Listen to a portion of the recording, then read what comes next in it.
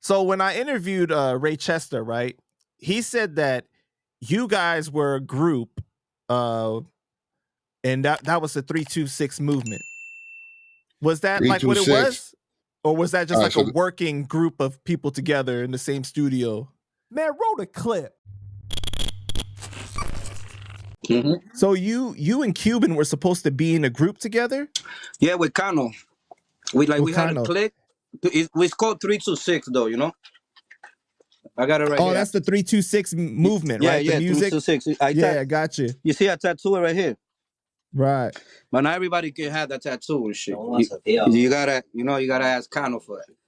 So then what happened though? Like you guys didn't record more music? We had that group 326, so Kano asked me to make a name of the group.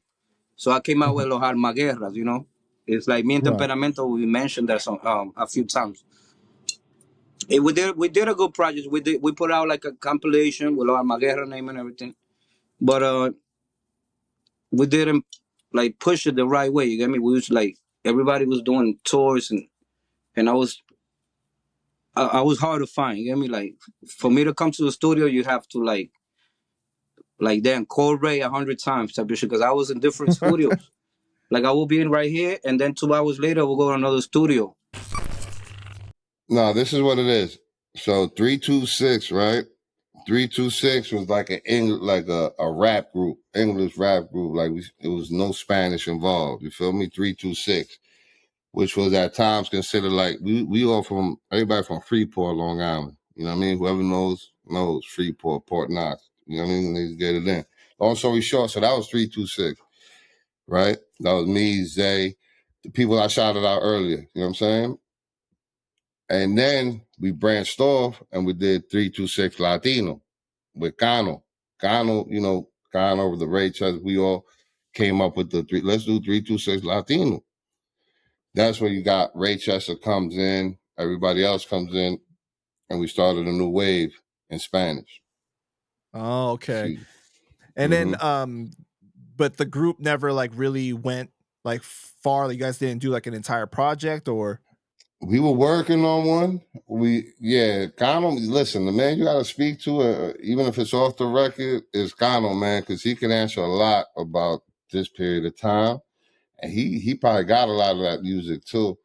Wow. But there was even a group that he mentioned, Lo Almaguerra, like the war, like niggas that set it off, the war makers, the niggas that's war starters, you know? And it's like we had a lot of shit we was about to do, but eventually your man Poe, right? He starts pulling back from the music.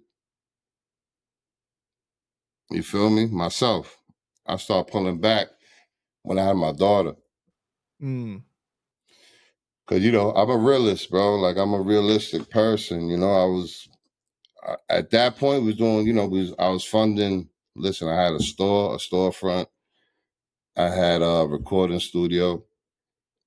We was making our own merchandise. We was making our own clothes, right?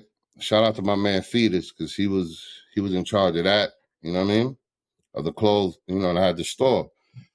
So the streets was looking a little crazy for me at that time. You know, like there's only two ways out, right? They say, right? You either go up the mountain somewhere, right? Or you below 6 feet deep. So I had my daughter. Shout out my daughter Jade. So I had my daughter. So then I started thinking, like, look, what am I gonna do? Am I gonna keep on paying for world stars and paying for videos, funding this whole situation for everybody else? You know what I'm saying?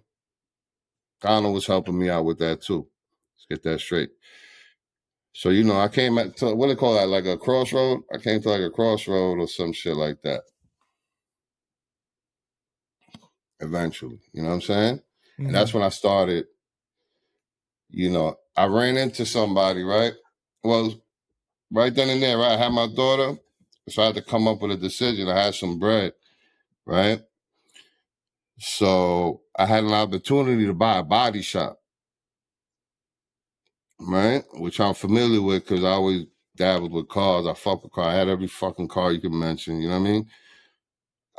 So I had an opportunity to get into that business, or I could keep going with the music and rolling the dice. You know what I'm saying? So I made the decision I'm gonna buy this body shop, man. I'm gonna leave the street shit. I'm done. Out of here. I'm done with the streets. So the whole time that you're making music, you were still heavy in the streets then? Yeah. Oh, man. Like you see the shit that's going on today? Like all these rappers getting locked up Yeah. for the dumb shit. Like, you know, Wow. that's what was going on back then. But I said, you know what? I'm done. And I stopped everything, bro. But my daughter made that happen. Yeah, man. Shout out to her for that.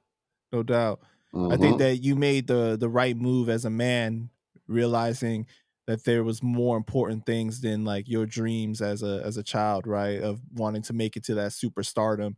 You realize like now I'm responsible for another life. I have to take care of this, the right way. And betting on a Right. sure thing, a more sure thing, right? Exactly. But that's interesting too, right? Because with that being said, right? So that happens. I buy the shop. It's called Next Level Auto Body, by the way. Still up and running. Shout out my partner Kiko. Oh, you still Working own hard, it? doing. Yeah. Oh, dope, man. So the plan was, I'm gonna do this, get this shit up and running, and then I could always get back to the music. But I'm gonna do it not as an artist because I was already 30. You know what I'm saying? I'm 28, going on into my 30s. So I'm like, this is a young boy sport. I know that. He might know, everybody might know that, but they might not accept the fact, right? But I accepted it. And I said, I'm gonna regroup and I'll be back. You know what I'm saying? I'll be back in a minute. And that's what ended up happening.